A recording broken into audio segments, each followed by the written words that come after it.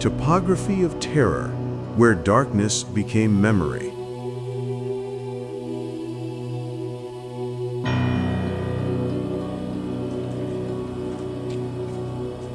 In the heart of Berlin, amid glass towers and busy streets, lies a piece of land that once radiated fear. This is the Topography of Terror, a place where power, ideology, and cruelty merged into one. Today, it stands as an open-air museum. But not long ago, it was the beating heart of a regime built on oppression and death.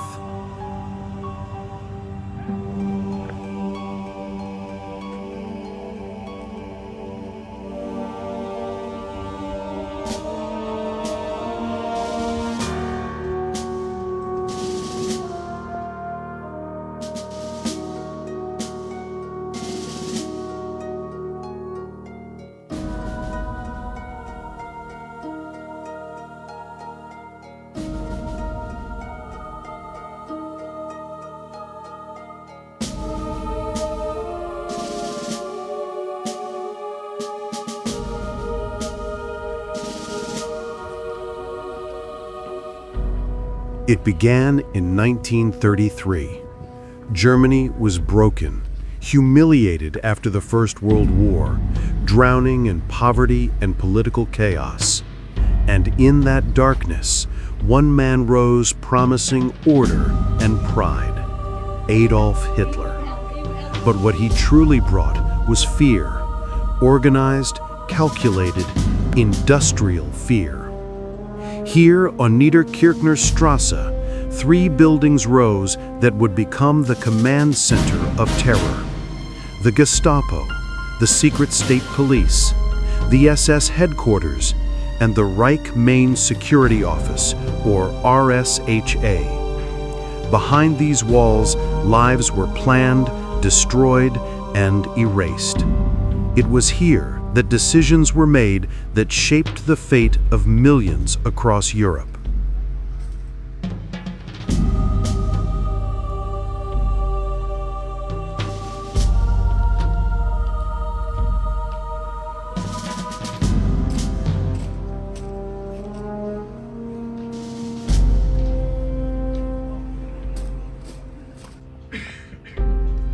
The Nazis ruled not just with guns, but with paperwork, silence, and fear. They created a bureaucracy of death, a cold and efficient system where every official, every clerk, every messenger played a role in the destruction of human lives. Opposition was crushed. Communists, social democrats, Jews, artists, teachers, anyone who questioned the regime could be taken here for questioning. Many never returned. It was said the Gestapo doesn't forget. In the cellars of this complex, screams once echoed through the night as documents were stamped, names erased, and the machinery of terror kept turning.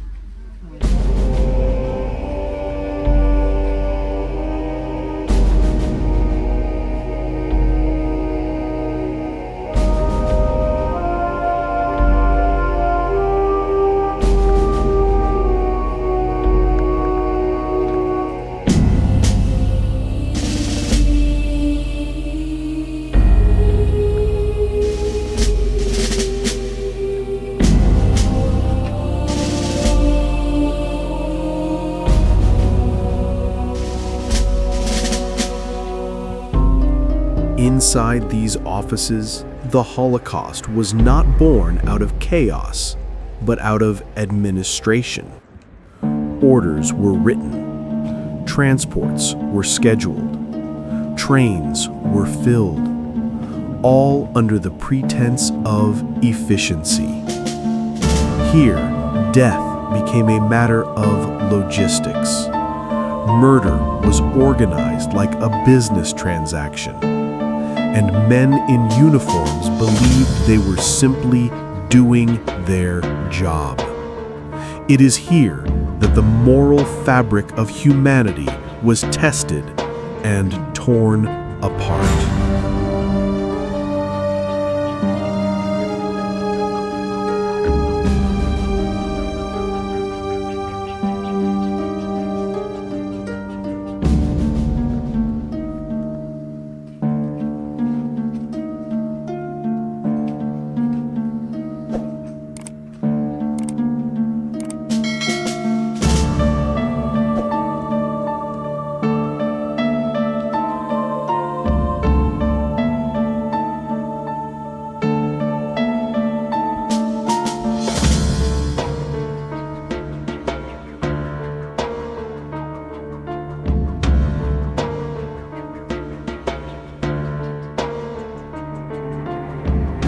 By 1945, Berlin was burning.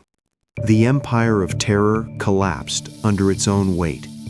The Gestapo and SS buildings were reduced to ruins. The perpetrators vanished, fled, or faced justice at Nuremberg. But the ground beneath remained heavy, soaked in memory and guilt. For decades, it lay abandoned, covered with rubble and silence. When Berlin was divided, the Berlin Wall sliced right past this area. On one side, democracy. On the other, dictatorship once again. History, it seemed, refused to let this place rest.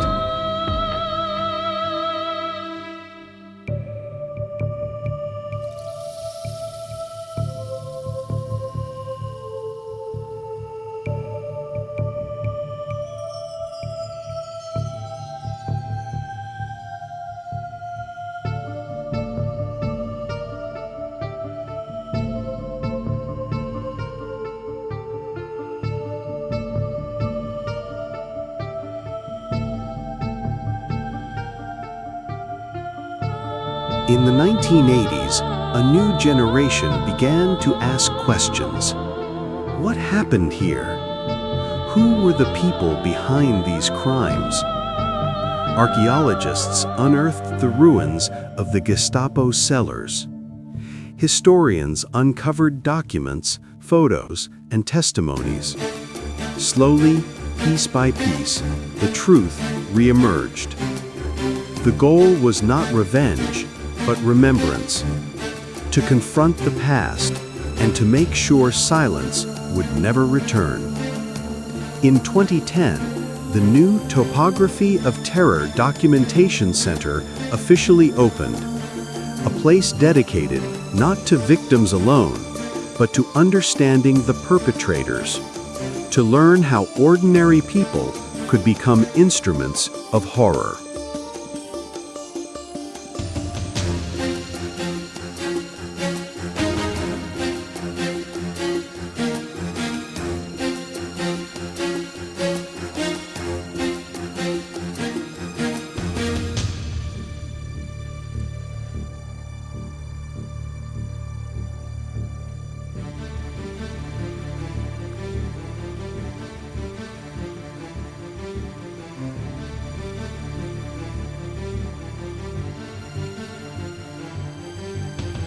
Today, when you walk through this open-air exhibition, the city noise fades. In front of you stand panels of glass and steel, filled with black and white photographs, official papers, and words that still sting. On one side, the remnants of the Berlin Wall stretch into the distance. On the other, the ruins of the Gestapo cellars. Two eras of oppression, standing side by side, whispering their warnings to the world. Visitors read in silence, some take photos. others just stand still. Because sometimes silence says more than any monument ever could.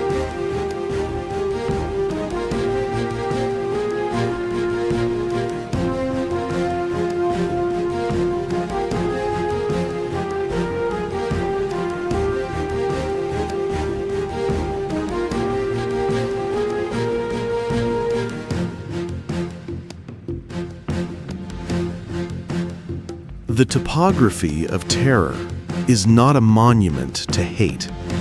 It is a monument to responsibility. It reminds us that evil is not born in monsters, but in people who stop questioning, who obey blindly, who stay silent when they should speak. The terror here did not begin with war. It began with indifference, with propaganda, with the small compromises people made every day.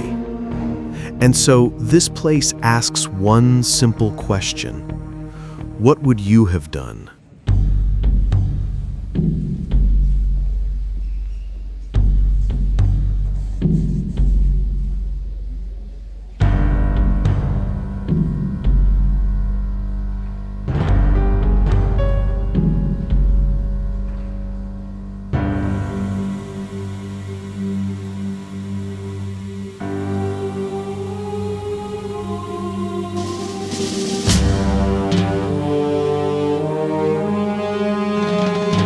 The museum today welcomes over 1 million visitors each year.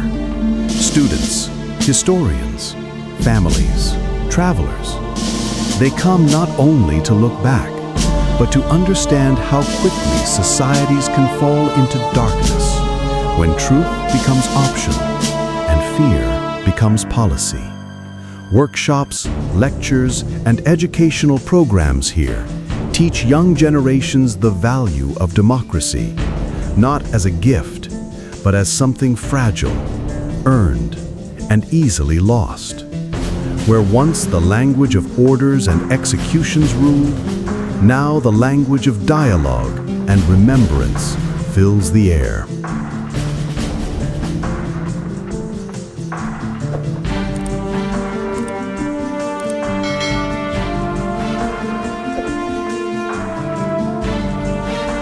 Every wall here tells a story. Every photograph bears witness. Every visitor becomes part of the ongoing act of remembering. The architects built this site deliberately simple: steel, glass, and light, to let the truth itself be the monument. When the wind passes between the glass panels, it's as if the voices of the past are still here, reminding us, never again.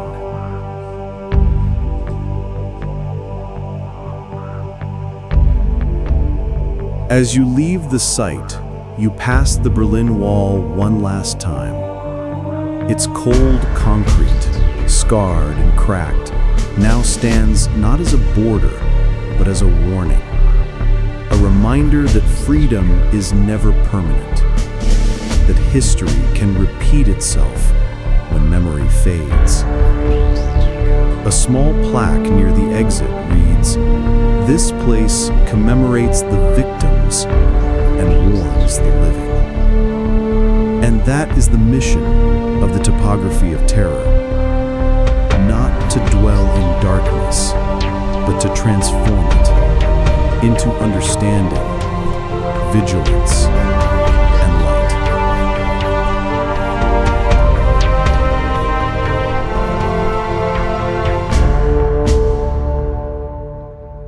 This is the Topography of Terror, where darkness became memory, and memory became a promise.